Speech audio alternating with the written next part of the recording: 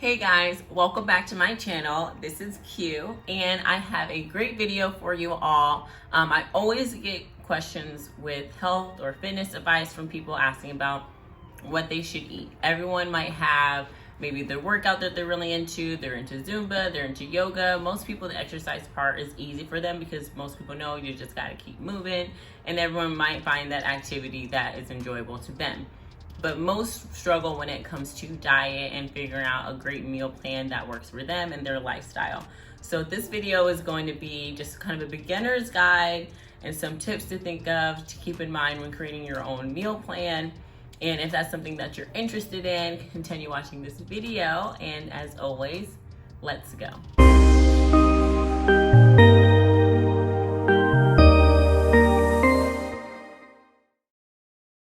So meal planning. Meal planning is kind of one of those things that we overcomplicate because there's so many different diets out there. There's keto, there's Atkins, there's intermittent fasting. There's so many different ways to lose weight or gain muscle. There's so many different fads out there that it can kind of get confusing. I know for me personally, I offer meal plans for clients, so if this is something that you kind of need a guide on or you want someone to kind of do the dirty work for you, if you go to my site, Q Doll Wellness, I am more than happy to create meal plans for you all. I am a personal trainer. I'm not a nutritionist, but I am knowledgeable on how to create meal plans based on your goals, based on macros-based plans, and that's kind of what we'll be talking about today, kind of how to plan your meals based on your macros and caloric intake based on if you're trying to lose weight or gain muscle or just simply to maintain. So with that being said, to create a meal plan, there's going to be 5 things that you're going to want to keep in mind. Now, I'm going to try to keep everything very generalized, very generic, just because everyone's needs are different. That's why customized meal plans are going to give the greatest result because it's specific to your body needs, your exact weight, your exact age, your exact activity levels. So that's why a customized plan is going to be the best. But just kind of keeping it general, the 5 things that you're going to keep in mind is, first, the amount of calories that you need to keep your body just functioning. What's your daily caloric intake just to kind of maintain, or what's your daily caloric intake for fat loss or muscle gain. Then you're going to want to understand macros, kind of what those are generally speaking. You're going to want to have an idea of what are the greatest foods for you to choose from, and meal timing, and then last, what supplements you might want to add and integrate into your overall diet. So first, to get an idea of what your calorie level should be, you're gonna want to know your TDEE. So that's your total daily energy expenditure. What calories are you burning, generally speaking, on a day-to-day basis?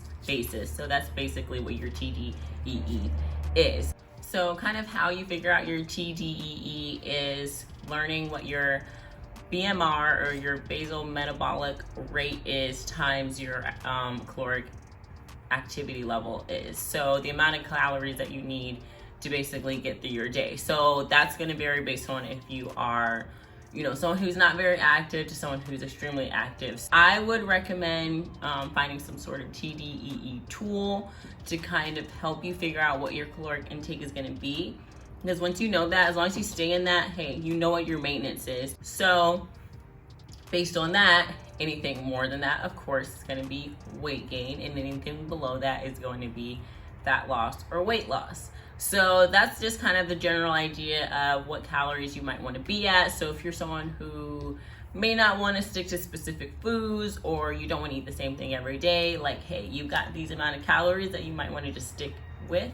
And as long as you hit that, you'll maintain. If you go above that, you'll gain. And if you want to be a little under that, then you'll see the pounds come off and you'll start to lose weight. So once you kind of figure out what amount of calories you need to eat for the day, then you can take that information and translate that into your macros or your macronutrients, which is going to be a combination of your carbs, proteins, and healthy fats. So that's going to bring us into our second segment, or our second part of figuring out how to create a meal plan, which is calculating your macros.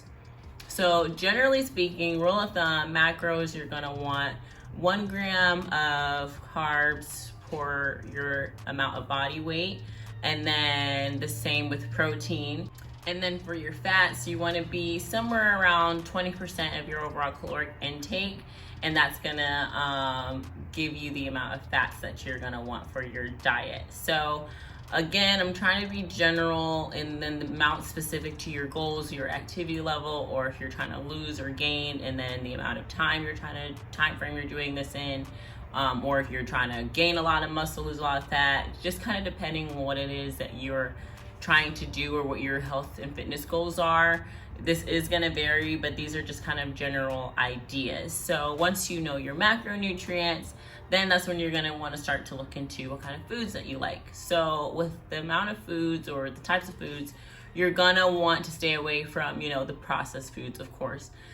You're going to want to stay away from things that come in a container. If you're taking out a container, you can't really control what is going into it. You can't really control, all the little extra calories or the extra fillers, as we, like to call them, that are in your food. So as much as you can cook on your own, as much as you can be in charge of the seasonings that go into your food, weighing your food, just because you don't really truly know how much food is, thrown on your plate if you go to a restaurant.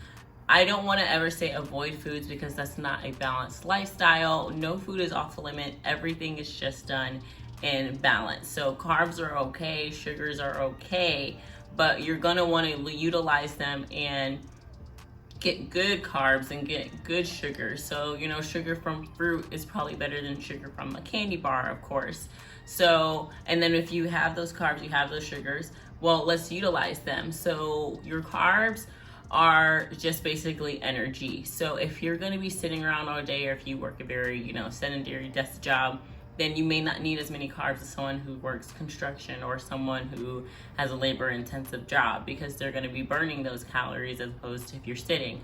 But then if, like for me, I know I mentioned before, I work full time as I'm pursuing, my fitness goals, my career on the side, but I train really hard. I'm very active. So even though I'm sitting most of the day, I really make up for it because I'm really active in my personal everyday life. So I'm going to need more protein. I'm going to need a little more carbs on the days where I have an intense workout. So just kind of utilize your carbs in that way. And then with proteins, you're going to want those lean proteins, and that is going to be, like 100% or 90% lean ground beef. You're going to want chicken, white fish. Those are more of your lean proteins. And then you do have your more oily or fatty proteins, which is going to be like oily fish, or, beef is a good source of fats out of your protein. So you aren't avoiding fats and you're not avoiding sugar. You're just getting them from better, healthier options. And I'm going to kind of break down a lot of these things I'm talking about in future videos, but I'm trying to keep things kind of generalized in this video, so I still hope it's helpful for you. But just overall speaking, you're gonna want the leaner options. You're gonna want the more holistic nutritional options when you're going to pick your foods, because no food is off limits. But I always say if you keep around 90% of your foods are healthier for you, then you don't have to worry about, if you have 10% of the day where you have a candy bar or you have a little bit of ice cream. You want a balanced everyday lifestyle. So those things aren't going to kill you if you're eating well 90% of the time. So meal timing. So I know, like for me and for a lot of bodybuilding type athletes, or people who are just into the fitness and health industry, we swear by eating smaller meals, 5 to 6 smaller meals a day. But that's not, something that you have to stick by. Eating 3 meals a day is perfectly fine if you're still, hitting your macros goal or your caloric intake goals, because your body does not know you know, if it's 5 o'clock, 3 o'clock, your body just needs the food that it needs to have the energy that it needs to complete its activities for the day. So I want to be so caught up in I need to eat 5 times, because some people may not be that hungry that many times a day, or if you're very busy, you don't have time to eat that many times a day. There is research around protein synthesis, where spreading out your proteins throughout the day does serve some benefits, but honestly, it's not the end of the world if you have to eat 3 or 4 times a day instead of 5 to 6. So the most important thing that I would recommend with meal timing is going to be your pre and post workout meals. So before you work out, you're going to want those carbs and proteins, most importantly, to power through your workout. So that's when you want to maybe have the extra carbs just before you train and extra carbs after you train, just so that you can have that energy, and then after you work out, your body's kind of in that burning mode. So a little extra carbs after you work out, it may not be the end of the world, especially if you're trying to gain weight. Having extra carbs after you train, before you train, having the carbs as your energy, and especially having that protein. So I know a lot of times people might just eat like a piece of bread before training. That's not really going to be helpful in the sense of muscle building, because you want those proteins in your system to help build that muscle and power through that workout, because you don't want to lose muscle with all your training. You want to have that perfect balance between fat loss and muscle gain. So there's not really a science behind when you eat every 2 to 3 hours perfectly. Life happens, so that's okay, but just try to make sure that pre and post workout meals, you've got your carbs and your protein, a good source of those, and that you're kind of hitting that 1 to 2 hour window before training, and then that kind of 30-minute consumption of something, protein and carb related after you train. So those are going to be the most important meal timing suggestions that I would give. Now, when it comes to supplements, of course, there's no better source of nutrients to your body than actual food. But of course, we're in this fitness industry, and there are so many supplements out there. There's so many things that are supposed to, as we say, supplement or work in conjunction with your training. So there's no magic pill, there's no magic powder. So these things should be helpful in conjunction with your overall health. Now, with supplements, you kind of want to split them up between fitness supplements and health supplements. Is going to be the best way to think about it. So fitness health supplements are going to be, your creatine, your BCAAs, your protein powders. Those are going to be more fitness related supplements. And then health supplements are going to be your your multivitamins, your omega-3 oils. You're gonna think about like more vitamins type of health, overall health benefits to those. So generally speaking, creatine and protein, I might want to throw BCAAs in there, for me, are like great beginner supplements, because they're gonna be most beneficial with getting that extra protein in there, like I mentioned before, with preserving muscle and muscle gain. That's great for that, as well as creatine. And then BCAAs are great for a natural source of energy and recovery. So those are kind of the supplements that I would advise for beginners, or if you're kind of new to the supplement game. Those are kind of great starters. And that's if you're training to, gain some muscle. If you're not, then maybe protein powder is going to be a great supplement. And then health supplements, I always recommend the multivitamin and vitamin C, because you just really want to be as healthy as possible.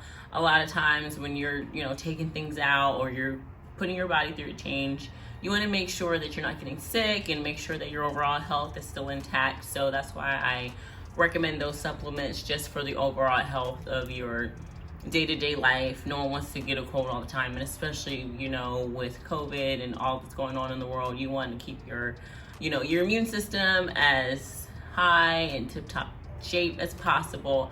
So those are the best supplements, or health related supplements, that I would recommend. Now, everyone is different. Everyone might need something more customized, but this, as I said before, is very generalized.